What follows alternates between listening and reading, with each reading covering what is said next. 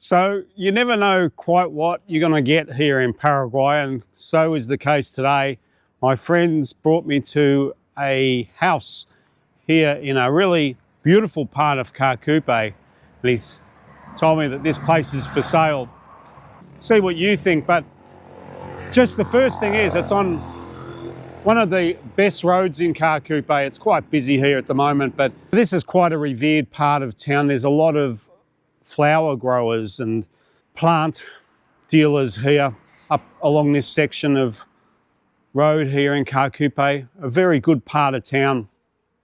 Quite busy, but as you'll see, this property's a bit set back from the road, and after a certain hour, I don't think that's much of a problem. But I don't often come to properties as grand as this one. I've got to say that it's quite cool in my view, but you be the judge. But it's on a bit over 2,700 square metres, a bit over that. So it's a big chunk of land for being in the township. And the first thing that really caught my eye was it's nice and secure with a big chunky fence out the front. And another thing that I love, even though you're on good town water here in Qroo, it's got its own well. And I love wells. Bit spooky. Check that out. Wow. I dig them pretty deep, but I think it's just nice to have your own water supply regardless of what's going on. We'll go inside and I'll just show you, because there's a lot to show you in this property. Now, just going in, I'm always looking for cracks or anything like that. That thing's moved a little bit. Again, it's not really holding anything. Maybe a bit of a staircase there that you need to be aware of.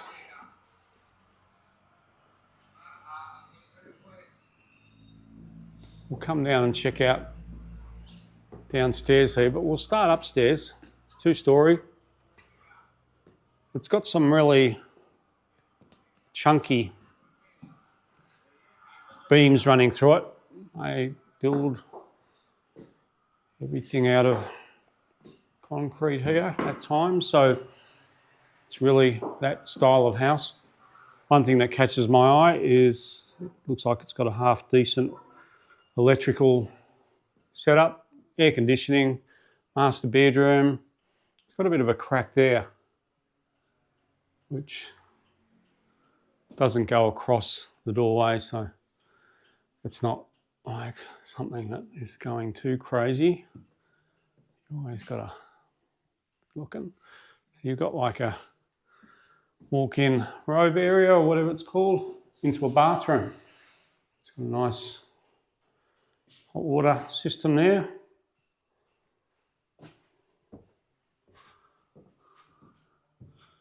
A nice tidy room.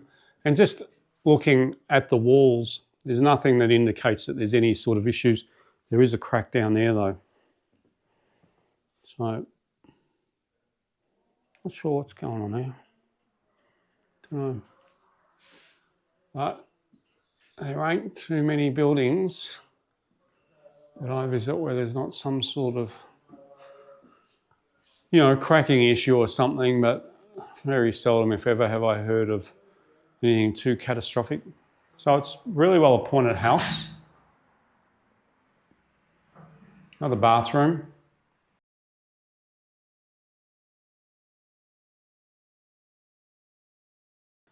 Another bedroom. Aircon. Another bedroom. Really nice and neat, tidy. Beautiful cat. Muy bien. It's got its own balcony. This is pretty cool. What a view. This is a really nice part of Qroo. Really high and very well regarded, this part of town. It's beautiful. So just going downstairs, so you've got 3 bedrooms upstairs. And serious bedrooms too, they're not little pokey things. 3 bedrooms, 2 bathrooms. Then you come down to the ground floor and a nicely appointed kitchen. It's got nice granite tops and stuff. It's nice. It's got a bit of a crack in it, which is common there too, I think. Or is that just a join? No, it's just a join. But, you know, by the kitchen standards that sometimes I see here, this is in good nick. It's got nice splashbacks and things, so, you know. Your dining room area, it's even got the Aussie colours, so there you go. That's definitely a winner right there. And then comes into like a living room area, which is really nice. Really breezy. It's a breezy sort of house. That's what you want. You want a lot of flow through. But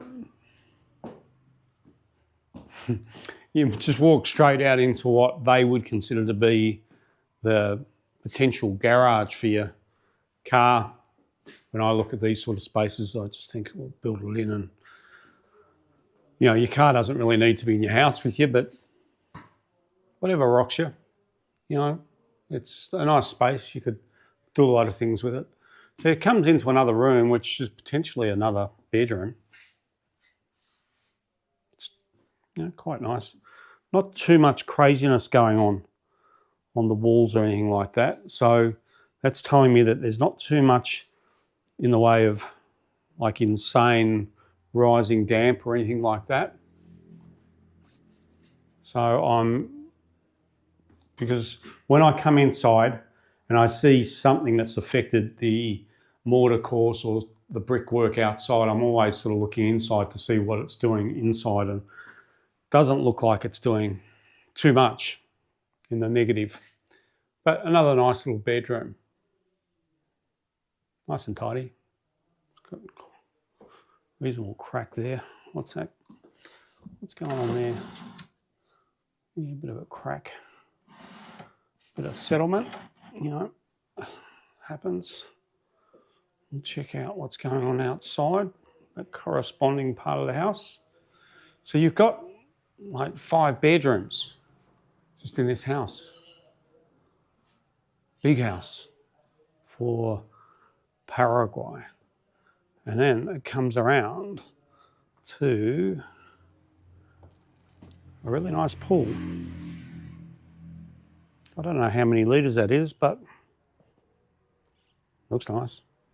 I mean, it's not the right time of year for pools, so I imagine they might not be totally up on the upkeep, but one thing that I like about it is it's full, because pools not uncommonly are leaking, so I doubt they've just filled that up, so it tells me that it's probably working as it should. Really quite a serious house, and you can have a lot of good times out here, but man, that's a nice pool, and you really want a pool in this place, let me tell you, when it gets hot. And yep, they've got all that gear there, all that pumps and all that sort of carry on. Something you do have to look for, because it's not always a given when they have pools here. Occasionally there won't be pumps and things like that, believe it or not, so that looks like it's all working as it should. I always look down the side of the place just to see what's going on. The thing that is very good is that they've thought about their guttering, and they have rain collection system, spouting and all that sort of good gear. Just looking down at the foundations here, there's a bit of crumbliness there. Don't know what that's about. Something is causing that. You've always got to be looking at the foundations of these places. I don't think it's a massive problem in itself, but it's definitely something that you need to look at and have assessed. Because as you know, if you've watched other videos of mine, I'm very obsessed with foundations and what your house is sitting on. Because what your house is sitting on is what ultimately ends up either coming up your interior walls or not coming up your interior walls. So you want to make sure that your footings are in reasonable condition. So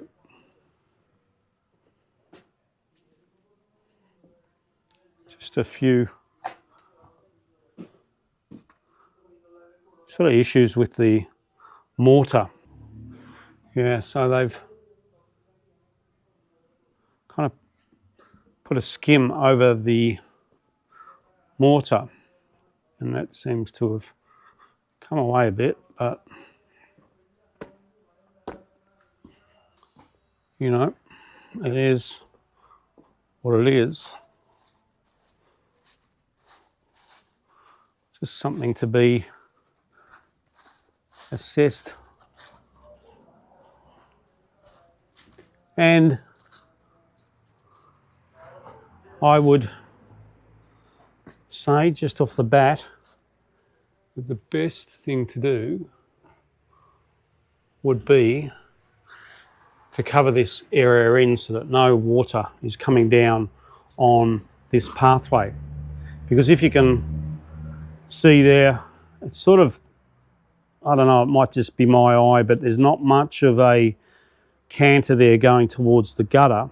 So you would have, when it gets really wet, water running into these crevices and down into the pathway, and then that has a way of finding itself up the mortar course, and then you can have issues. But once that was rectified, once there was a covering over this so that no water actually got on there at all, that it was somehow totally covered in, well, that's not really going anywhere, that line of bricks. And it's not structural because you've got these structural beams, so it's well built by the looks of it. So that's more of a cosmetic issue in my estimation, but always something that you need to get a decent opinion on just to make sure, but it's not something that would overly scare me. And then it comes around to a second house, which is really interesting and opens up a world of possibilities. Obviously, looking at it, it needs a little bit of love, you know, a bit of rectification on the roof line, and probably some of those supports need sorting out, but we'll go inside and it's actually quite livable inside. Beautiful big mango tree, mango rosa, I'm told. So I assume that this was the original family house, and then at some stage they've built the big kahuna there and moved into that. This house is quite a traditional old girl. Big sort of lounge room area at the front. Comes into a big, again, I think this is kind of meant to be a carport. So they love their cars so much here that they have them in the house with them sometimes. So you could easily seal this off, or you could put a proper roof over it and incorporate it into the house. But it comes around to a kitchen. You know, it's okay. It's got everything you kind of want, I guess. Bedroom.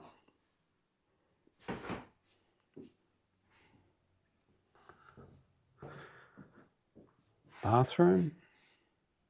Fairly tidy. And it's not manky. It doesn't have a mankiness to it. It doesn't, I'm not sure if it's being sort of regularly lived in, but there's not a real indication that it's really damp or anything like that. Then you come into like a living room area. Sorry, I know this is a bit dark, but it is what it is. And then back out to this area. So that's cool. So a full-on house.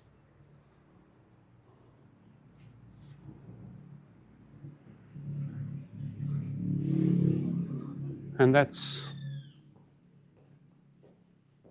your lounge room area. And then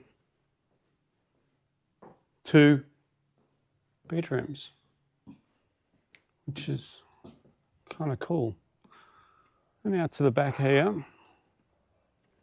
It's a pretty traditionally sort of built place. Lots of mortar, small bricks. They are what they are, but you know, these things stay up for years. This is the way that they build. And that's the end of the matter. But you know, I think this has got huge potential because you've got 2 homes, one that is recently built, 5 bedrooms, other one here, 2 bedrooms. Just looking at the outside of this place, it's, you know, in need of a bit of love. But like I always say, once you maybe did something to make sure that water isn't getting on those foundations and did something out here and maybe put some sort of cover over it, that would all dry that out. And there's a lot you could do with it. But the point is, without too much work, it's habitable, depending on what your standards are. As far as I'm concerned, we would dust that off and be as happy as Larry to be in that. Got a nice big Tatakua, old traditional ovens. That's beautiful. I love them. They're funny though, they build them with doors on each side. I haven't really got to the bottom of why they do that. I know there must be a valid reason, but if it was me, I would fill in one of the doors like your traditional pizza oven and go for it. And what's interesting in this place is there's some old foundations. I'm always interested in that because it sort of tells you a bit about the property, what's been going on here, who knows. There'd be a whole story to this property, but just looking over, I imagine if you got up a little bit higher, the view would possibly be beautiful. It goes back, right back to where you can see that fence at the back there. So it's a big slab of land. They've had some animals here at some stage.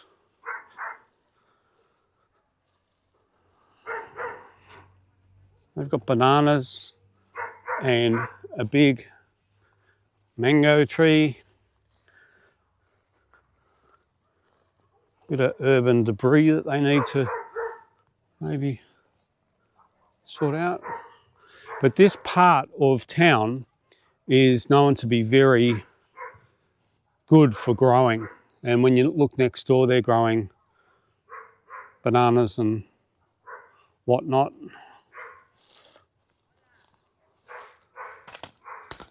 Yeah, it's, as you walk down here, you come across a bit more stuff that needs to be scooped up and dealt with. Very common when you come to any property in Paraguay. You really need to look around because unfortunately, sometimes that's what's happened.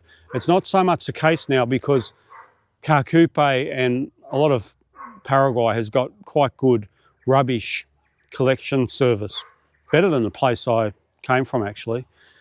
And so it's not a problem to get your rubbish collected, but I think maybe at some stage it has been a bit of an issue, and there's some historical evidence of that just about wherever I go. So if you're buying a property, always walk it. Make sure that you are really aware of what's around.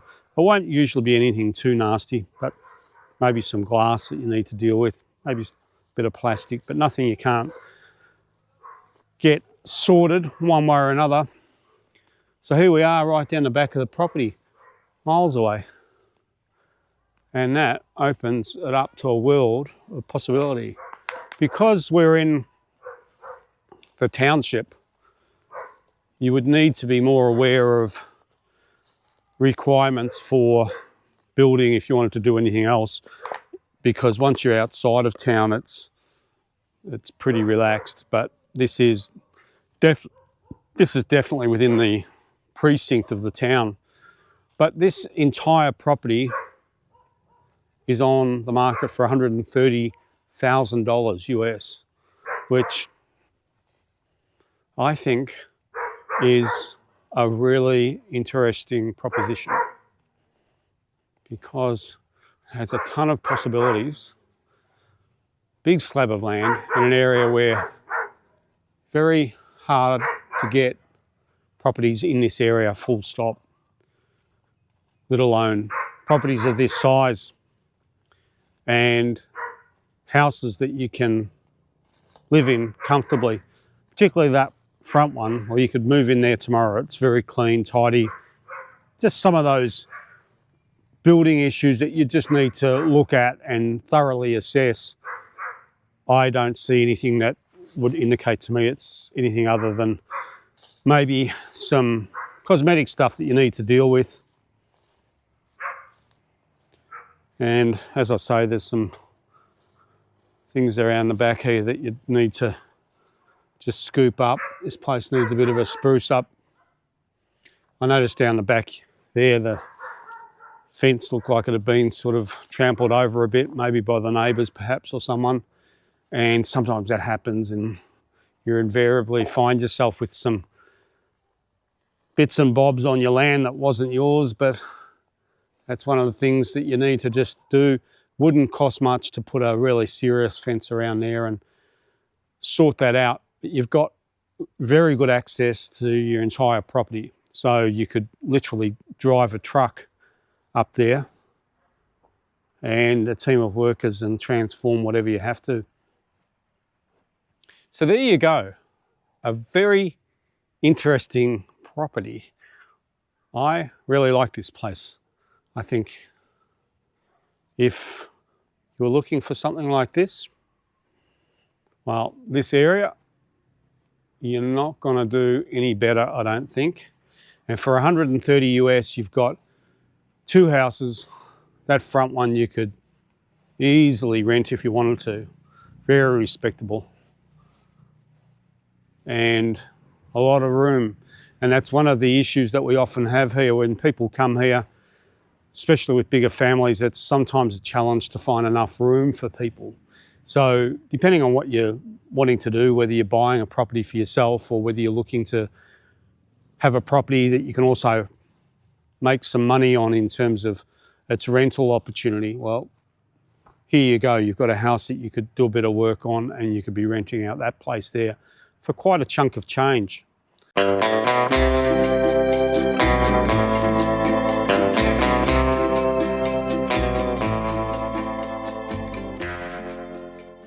And the other thing I wanted to just mention was when I was looking at the video last night, I was looking at the bricks around the foundation that I was talking about, and it occurred to me that when you look at the tiles around the bottom of the exterior of the wall, they appear to be the type of tile that may not be suitable for that sort of application. So I think in a situation like that, it may possibly be the process of efflorescence, which is when groundwater comes up a wall, it invariably has salt in it, natural salt, and it rises up through a wall and then it expresses itself at the point where it can. That may be what's going on there, and regardless of whether it's that or something else, I think that it's a sort of issue that's fairly easily rectified. Personally, I'd be probably taking those tiles off, doing something else with that area around the base, and also working out ways to keep the water away from the side of your house. But there doesn't seem to be any corresponding damage on the inside of the house that I could see, so I think that it's just something fairly mild. And when you look at houses like this, the real load bearing is done by the concrete beams that are through the place. So when you look at a brick wall, generally it's not so much a load bearing issue, it's really more of a cosmetic thing. But I just wanted to mention that because after I looked at it last night, I thought, I think that might be it. Just wanted to finish off by talking about price points. If I go to a property and I'm told a particular price, the first thing I do is I search my own database as to what I know about the area and the price points that I've seen around that immediate vicinity. And in just about every case, every video that I've shown on this channel, they've been properties where I've been to properties in very close proximity and I've been constantly looking. So I have a pretty firm understanding of what places are fetching around those areas. One of the things I really love about our channel is we have a lot of diverse opinion and conversation, and I welcome it. As long as it's respectful, bring it on. The only thing I ask is if someone has an opinion about a price point, well, if they can just explain their methodology, how they can look at a particular property and say that it should be X instead of Y, and that's what it's all about. But occasionally I'll have people who will come onto our channel and they will make comments about prices. And in some cases they'll say, hey, that should be only a fraction of that price, or it should be only a half of what that property is listed at. To that I say, well, great, that's your opinion. But secondly, I ask, what is your methodology? How are you coming at that price point? In my opinion, if you are looking at a house that we show on our channel and you say, look, it should be only half that because I can buy a similar sized property in another country, well, it's not for me to say it's not a valid methodology, but I don't think it's really valid in my opinion. Likewise, even if you say that you don't think that the property's worth that because you've been looking online and you've seen similar sized properties in other parts of Paraguay, again, I think that's a pretty sketchy way of deriving at price points. If you think about the place you are now, I think almost invariably, if you drew a couple of kilometre radius around where you're sitting, you could probably find properties that would be significantly different price to the place that you're sitting in right now. It's no different in Paraguay. If you look at this country and you look at a different part of the country to where we are now, which is in the Cordillera area, you can find price points from one end of the spectrum to the other. I don't think that's just a Paraguay thing. I've never lived in a country where you can take an acre of land from the east coast of that country and compare it to the west coast. It just isn't a thing. And I don't think it's really reasonable to expect that it's going to happen here. So that's all I would ask, is that if people look at properties that we are happy to bring to you, just be aware that we're not just saying that we think that this property is a good buy or a bad buy based on something that we just plucked out our heads. For example, the video that I showed just recently, I could go within less than a kilometre and show you properties that are almost double the price. And within maybe a 5 to 10 kilometre radius, there are properties that are several times the price of that property. But I have never seen a property in that vicinity that has been anything close to half the price of that. If anyone could find a property in that area for half the price, well, all I can say is let me know, because if you don't buy it, I'm going to, because it'll be the buy of the century and you'll make a profit next week on it. We have to be realistic when we're talking about any country. And the days of walking into a place like Paraguay and buying land for nickels and dimes, it's pretty much at an end. Unless, of course, you go to some of the far furthest reaches, you can find crazy cheap land, as you can in most countries. But it's not practical to apply that to everywhere. And so I just want to leave you with that and just assure you that when I'm looking at property and I'm making my own estimation about what something should be worth, firstly, it's only my opinion. But secondly, I generally don't base my opinion on nothing except a feeling. I usually have some sort of methodology that I apply in order to come at that process. Not saying it's always right, but there is a methodology there. And it's definitely one that takes into account properties that are in the vicinity of the property that we're looking at, rather than in another country or even another part of Paraguay.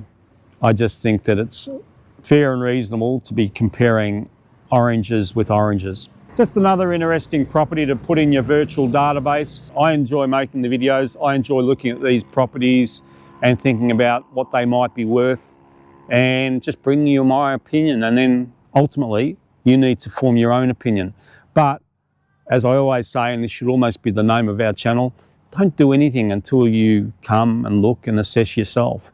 If you do happen to come to this part of the world and you hit me up and ask me about any property that we've shown on this channel, I'm happy to explain to you why I think it is at that price point or why I have that position on that property.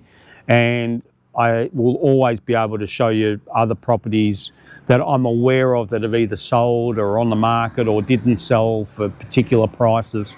So I'm an open book when it comes to what I think. I don't just come up with things and have nothing to back them up on. I'll always at least have some methodology, right or wrong, better or worse. I'm just glad to be in this beautiful place and to be able to bring you these videos.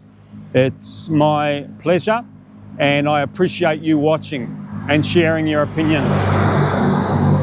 And please continue to do so, because we want people to come to Paraguay and think for themselves, because there's so many variables and so many things that are new to you if you haven't lived in a country like this. So it's a learning process for all of us. Hola!